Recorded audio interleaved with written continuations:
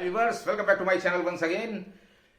माफी चाहूंगा इतने दिन बाद वीडियो बनाने के लिए, क्योंकि कुछ मसरूफियत की वजह से वीडियो नहीं बना सका और बहुत दुख है मुझे कि वर्ल्ड कप को मैं कवर नहीं कर सका। लेकिन अब मैं आपके साथ एक बार फिर जुड़ गया हूं। बात करेंगे तो वर्ल्ड कप बहुत ही इंटरेस्टिंग स्थिति में पहुंच चुका है। आपको भी पता है कि तीसरे और चौथे प्लेस के लिए घमासान जारी है, क्योंकि भारत और साउथ अफ्रीका क्वालिफाई कर गए हैं आज के मैचों के रिजल्ट के बाद।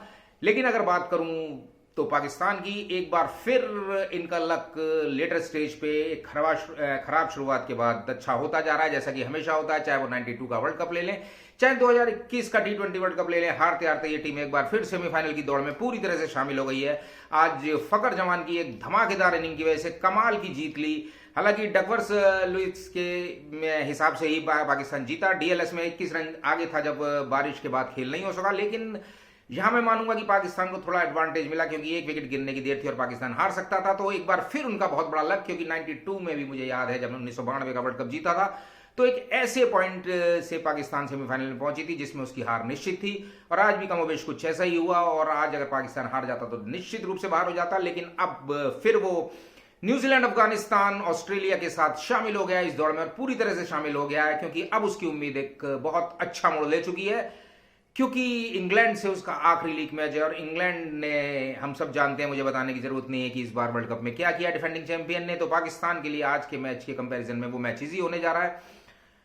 बात करें अब पाकिस्तान की स्थिति, अगर पाकिस्तान सेमीफाइनल में चौथे नंबर पे पहुंचता है तो डेफिनेटली भारत से उसका मुकाबला होगा।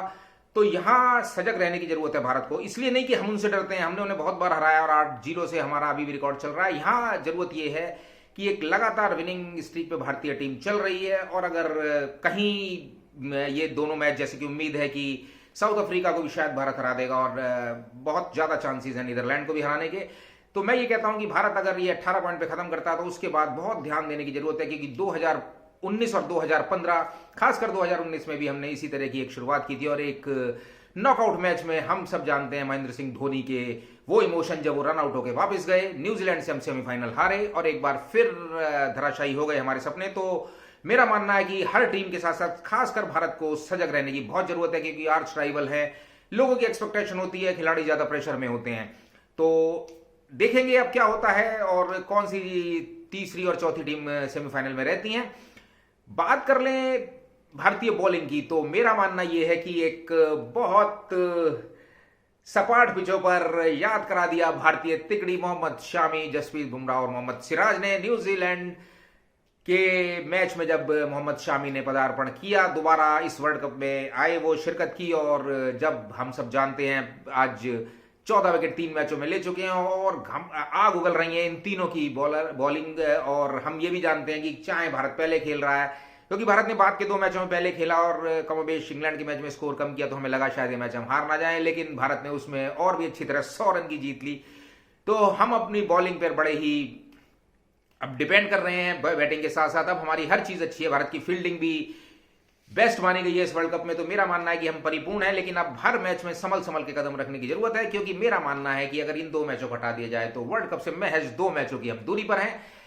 सपाट पिचों पर 145 की स्पीड निकालना स्विंग के साथ, चाहे वो मोहम्मद सिराज हो, चाहे मोहम्मद शामी और जसप्रीत बुमराह के यॉर्कर से कौन परिचित नहीं है। तो मेरा मानना यह है कि भारतीय टीम पूरी तरह से रंग में आ चुकी है, और शायद उसने 70-80 का जो अब तक का सबसे best pace attack West Indies का माना जाता था, उससे इसकी तुलना हो रही है। जब हम ये कहते थे कि शायद वेस्ट इंडीज के बॉलर, चाहे वो कॉलिन क्राफ्ट हो, जोएल गार्नर, एंडी रॉबर्ट्स और माइकल होल्डिंग, जब ये बॉलिंग करते थे तो ये माना जाता था पिचों में से चिंगारियां निकाल देते थे, शायद यही तरह की धमाकेदार बॉलिंग अब भारत की तरफ से हो रही है। तो मेरा मानना है कि पाकिस्तान के साथ भारत को बहुत सजग रहने की जरूरत है। अगर पाकिस्तान सेमीफाइनल में आता है, नहीं आता तो अच्छी बात है, क्योंकि ये है कि कुछ, मैं बार बार बोलूंगा, उनका लक इस तरह का है कि वो फिर बड़े मैचों में पहुंच जाते हैं, फाइनल सेमीफाइनल में, और फिर मैं बोलूंगा कि ना कोई डर है ना कुछ है, केवल हमें वर्ल्ड कप दिखाई दे रहा है। और अब हम ये चाहते हैं कि भारत को किसी से भी मैच हो बहुत संभल के खेलने की जरूरत है। दोस्तों, बात करें अगर इस समय, आज हार्दिक पांड्या की वो बाहर हो गए हैं, लेकिन ये अच्छा है कि जब वो बाहर हुए तो शायद अब हमें ये है कि सूर्य कुमार यादव उनकी कमी पूरी करते नजर आ रहे हैं, और बॉलिंग को उनकी कवर कर दिया अच्छी तरीके से मोहम्मद शामी ने। तो इस हार्दिक पांड्या का बाहर निकलना बहुत अनफॉर्चुनेट है इस टूर्नामेंट के लिए, क्योंकि बहुत तुरुप का इक्का है हमारे लेट ऑर्डर में हार्दिक पांड्या, और बॉलिंग में हमें एक चौथा बॉलर बहुत अच्छा मिल रहा था, बॉल बहुत अच्छी कर रहे थे। हार्दिक पांड्या अनफॉर्चुनेटली चोट लगी, लेकिन ये है कि अब मेरा मानना ये है कि कल साउथ अफ्रीका और भारत के मैच के बाद ये तय हो जाएगा। कई लोग इसे सेमीफाइनल मान रहे हैं एक तरह का, लेकिन मैं नहीं मान रहा हूं। लीग मैच है, आप उसे लीग की तरह देखिए। सेमीफाइनल में आपको और सजग रहने की जरूरत है और फाइनल में उससे ज्यादा। लेकिन मेरा मानना है कि भारत अगर टॉस जीतता है, क्योंकि टॉस हारने के बाद तो हमारे हाथ में कुछ नहीं रहता, लेकिन अगर भारत टॉस जीतता है तो डेफिनेटली साउथ अफ्रीका को उसको बाद में बैटिंग करानी चाहिए, क्योंकि साउथ अफ्रीका हमेशा चेज में फंस रहा है और हम जानते हैं कितने बर्बर हो रहे हैं वो जब पहले खेल रहे हैं। उन्होंने किसी भी टीम को नहीं छोड़ा। हालांकि मैं मानता हूं कि भारत के शायद पहले खेलकर भी वो बात ना हो, लेकिन हमें कोई भी घमंड करने की जरूरत नहीं है और हमें एक स्ट्रेटेजी और एक पॉलिसी और रणनीति के तहत सारी चीजें प्लान करनी चाहिए। तो मेरा मानना यही है कि कोई भी पिछो अगर भारत टॉस जीतता है तो भारत को डेफिनेटली पहले बैटिंग करनी चाहिए और साउथ अफ्रीका को बाद में करानी चाहिए। इन सब बातों के साथ दोस्तों अब जुड़ते रहेंगे आपके साथ वर्ल्ड कप अगले के सारे मैचों में, इंपॉर्टेंट मैचों में, और देखते रहेंगे। और हो सकता है हम और आप मिलकर 19 तारीख को एक साथ फिर जश्न मनाएं भारत को वर्ल्ड कप की ट्रॉफी के साथ। आज के लिए इतना ही। नमस्कार।